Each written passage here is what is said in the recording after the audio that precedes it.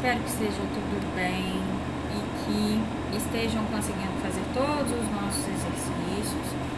E essa semaninha nós vamos estar continuando com as propriedades de um triângulo retângulo, aonde a gente vai ver as razões trigonométricas do triângulo retângulo. O que significa isso, tá? Então vamos do início. A palavra trigonometria, ela significa medida de partes do triângulo.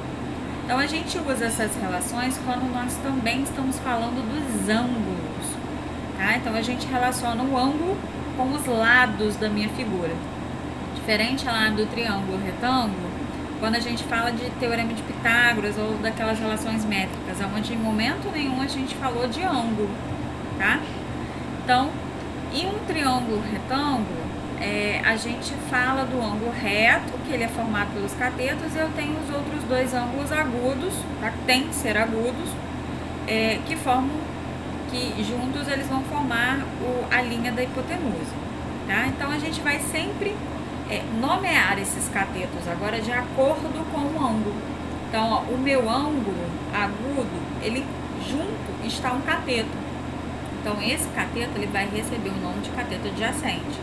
O cateto que estiver contrário vai ser chamado de cateto oposto. A hipotenusa continua com o mesmo nome, tá?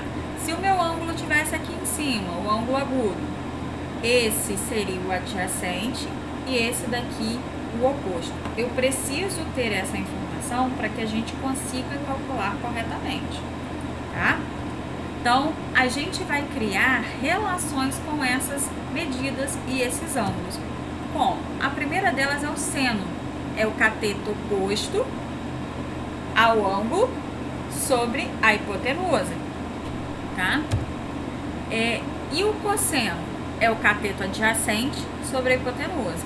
Lembrem sempre assim, cosseno com sono. Então, com sono eu deito. Quem é que está perto? É o cateto adjacente. Então, ele vai deitar no cateto adjacente, tá? Então, sempre sobre a hipotenusa. E a tangente? A tangente é a relação do seno com o cosseno. Então, ele é cateto oposto sobre cateto adjacente. Então, só lembrar, Coca-Cola. Então, Coca, cateto oposto, cateto adjacente, certo? Então, agora vamos ver um exercício onde eu posso envolver isso, tá? Eu tenho um triângulo retângulo ABC, onde dois lados eu conheço e o terceiro eu não conheço. Então, eu preciso descobrir quem é esse terceiro lado para a gente poder calcular os valores do cosseno, seno e tangente. Como é que eu vou descobrir? Se eu estou relacionando só lado, eu vou usar o teorema de Pitágoras. Então, é a hipotenusa ao quadrado mais a soma dos catetos ao quadrado. 6 ao quadrado igual a 3x, 3 elevado ao quadrado mais x ao quadrado, tá? Resolvendo tudo isso, acho que a raiz quadrada de 27, pelo sistema de fatoração, é 3 raiz de 3, ok? Então, agora, para a gente calcular o cosseno, o seno e a tangente, eu preciso identificar quem é o cateto oposto, quem é o cateto adjacente, quem é a hipotenusa, em cima do meu ângulo alfa aqui. Então, no caso, o cateto que está próximo ao meu ângulo é o cateto adjacente. O que está contrário é o cateto oposto, do outro lado aqui é a hipotenusa, tá? Então, o seno é o cateto oposto sobre a hipotenusa. Então, o x é 3 raiz de 3 sobre 6. Simplificando, fica raiz de 3 sobre 2, tá? O cosseno, cateto adjacente com sono, né?